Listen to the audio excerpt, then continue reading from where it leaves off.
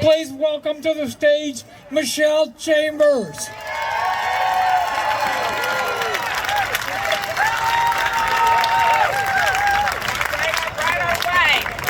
No kings? No kings? No kings. That's right, I stand before you today, well pleased, coming off of a Zoom call, and the message from the National Democratic Party is LFG. Now you fill in the F, but they said, let's freaking go! LFG, let's freaking go! So it is my pleasure to stand before you. Long ago, 10, 15 years ago, there was a phrase that said, no child left behind. Well, I'm telling you today, no Democrat, nobody, no woman, no LGBTQ person left behind. Today I stand before you to introduce a woman. Her hashtag is running like a mother. I'm not going to put the word on the end that I wanted to because it's her hashtag, but I would say she is running like a mother. I'm happy to introduce Kelly Thompson. Is a Hoosier wife, mother, business owner, and a nonprofit founder, and dedicated to fighting for working families. She's fighting for what? Fair wages, education, childcare, which they are completely destroying right now. Housing. We don't have enough housing, and healthcare that works for all of us. Our fight, again, is not with each other, it's for those no kings. Our fight is not with each other. It is time for stop living from paycheck to paycheck. It is with this very keeping that the rest of us living out the American dream. I happily present to you Kelly Thompson, who is hashtag running like a mother.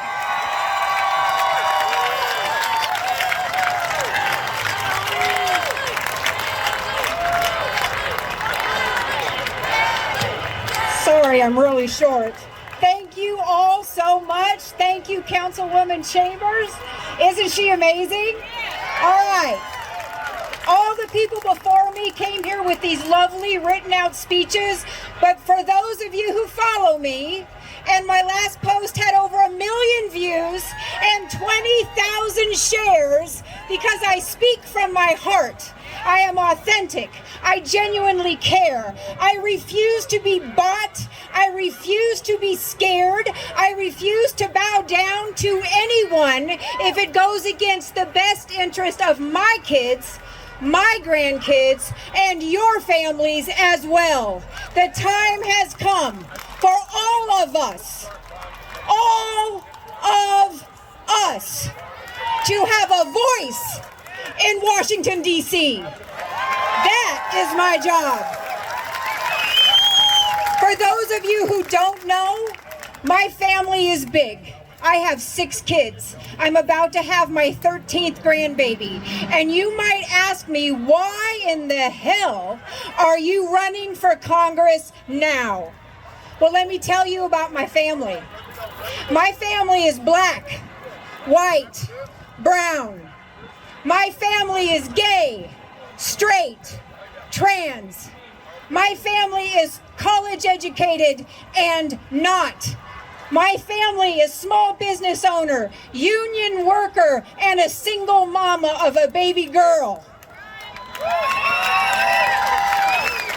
And so what do I know right now is this administration has declared my family the enemy. The enemy. That is why I am running like a mother, because all of you out there know what that means. I will not be bought. There is no amount of money anybody can give me that will make me vote against my kids and yours. That's not why I'm in this race. But that's not why I'm here today. I'm here today as one of you. I'm here today to say that we, as a country, no matter how we voted in 2024, don't want a king, right? Is this true? Why? Why don't we want a king? Well, let's ask the question, what is a king? What is a king? A king derives his power from a throne and from a crown. not from the people that he's supposed to fight for and protect, right? That is not a government of the people, by the people, and for the people. That's why we don't want a king. That's why. So let's go back 253 years with me for a second. And while this country has a history, many parts of it we are not proud of. We know that the foundation of this nation is not ready to be thrown away, that we can build upon it and make it better and more just, more free for everyone. But 253 years ago, somebody got a crazy idea. And when the people were tired of being taxed without representation, somebody had the courage to say, let's throw some tea in the harbor. Can you imagine? Can you imagine what that person must have felt to even utter those words, expecting to be laughed out of the room? Little did he know that 253 years later, I would be standing here in front of you, telling you that once again, we have taxation without representation.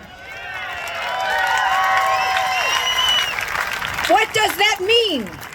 That means that every year they collect our dollars and we have no say over how those dollars are spent. We have no representation. What has happened? Our GOP lawmakers in Washington, D.C. have sold their very souls. They have given up. Rather than take the needs of the people of this district to Washington, D.C., they instead get their talking points from their king and come back and tell us what Washington, D.C. has to say. That's backwards. It's upside down. It is out of order. So, what do? I am a problem solver at heart. And so while I am here to remind us of the problem before us, I want to give us some very clear directions on how we go forward. Number one, long term. What do I mean by long term? In 2026, elect people who give a damn. Please. Please. Find someone who won't take dark money. Find someone who won't be bought. Find someone who is running because she actually cares about you. And I care about the people who are here, the people who couldn't join us, and even the people who wouldn't join us, because that is who we are. We fight for everyone. That is who we are. I want you to fight for people that will go to Washington, D.C. and will stand up to the president. I want you to fight for people who will go to Washington, D.C. and will stand up for the Constitution. I want you to fight for people who will go to Washington, D.C. and will stand up for those people who have been deemed unworthy, unvaluable. I'm sorry, but that title belongs on no human being. So what do we want? We want immigration reform. If we can put a man on the moon, we can figure out a kind way to welcome immigrants and bring them into this country. Yes. I want you to elect people who will fight for campaign finance reform. Yes. I want you to elect people who will rewrite the Insurrection Act, because what have we found out? There are holes there that are endangering all of us, and this is the work that has to be done.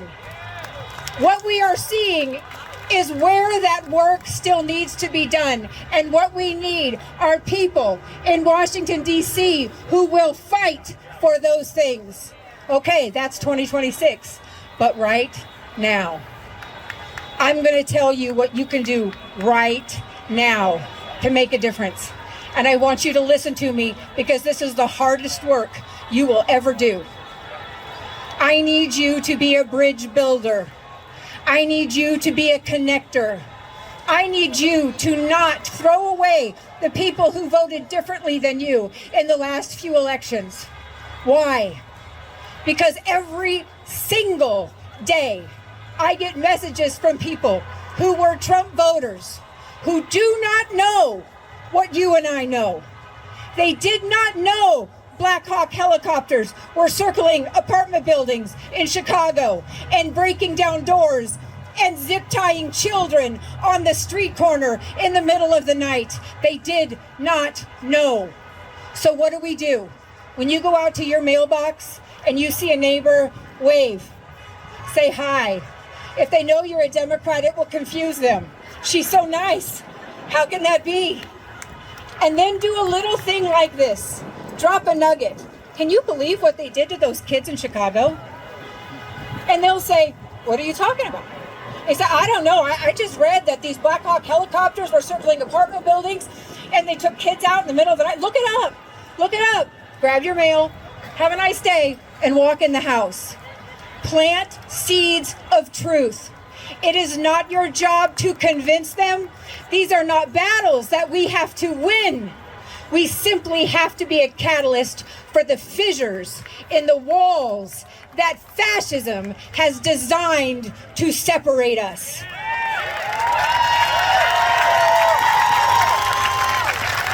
Fascism only wins if we stay divided. So your act of resistance is refuse to be divided. Because what I know is this. I know that the people in this country want this country to be all that it can be. I know that to be true. I see it every day. I still believe, and I am running like a mother, because I want this to be one nation under God, indivisible, with liberty and justice for all. Thank you very much.